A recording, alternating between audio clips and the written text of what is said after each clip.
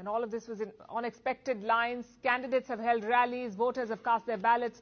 Behind the scenes, the Pakistani army is pulling the strings. You've probably heard this a million times. The result will be announced later tonight or tomorrow. But we already know the name of the winner, and that is Nawaz Sharif. But how did the military make sure that Sharif wins? How did they rig the vote? A few days ago, a letter began doing the rounds in Pakistan. It was written by a local election officer. This was a letter of complaint. And who was it addressed to? Pakistan's Election Commission. This officer had a concern. The Election Commission uses a software, an election management system. And the system was behaving in an odd way. The officer had specific complaints. Data on the software was being deleted. Some staffers were assigned duties on it. But soon after the records were updated, this data vanished. And when this problem came to light, the officer did what anyone would do: call for IT support. A technical team looked into the problem, and like most IT support teams, they could not solve it. They said it was probably a technical glitch.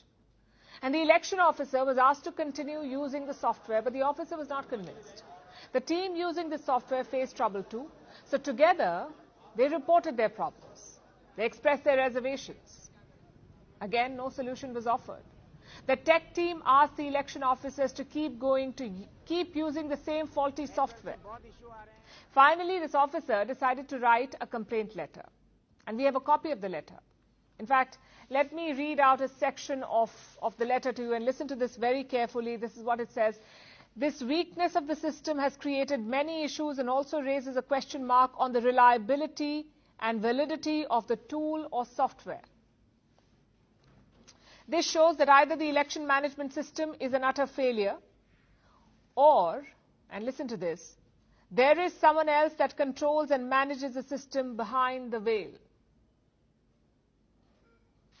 So someone else is in control, he says.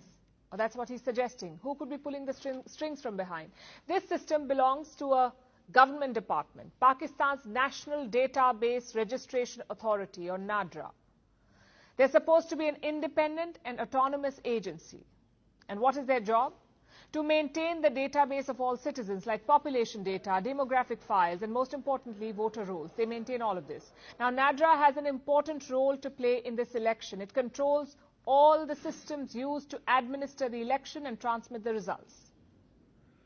This agency is like a referee in a football match.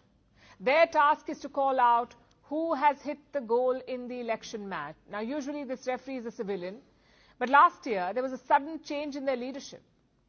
Instead of a civilian official, a serving general of the Pakistan Army was given charge of NADRA. Which begs the question, why is a serving general in charge of Pakistan's voter rolls? And it's not really rocket science to figure out the answer. The army put their own man in the driver's seat to ensure a favorable outcome. Last month, there was another complaint. It came from a member of the PPP, the Pakistan People's Party, led by the Bhutto Zardaris. Now, they had raised objections to NADRA's systems. One of their lawmakers had written a letter. It said the party has, quote-unquote, serious objections to the systems. Pakistan's Election Commission responded. It played down the risk of manipulation. But at this point, it's really hard to take any assurance at face value. It's like the army is not even bothering to hide how it is rigging the election. So from military coups to silent coups to brazen selection of prime ministers, this is how Pakistan's sham democracy has progressed under the army.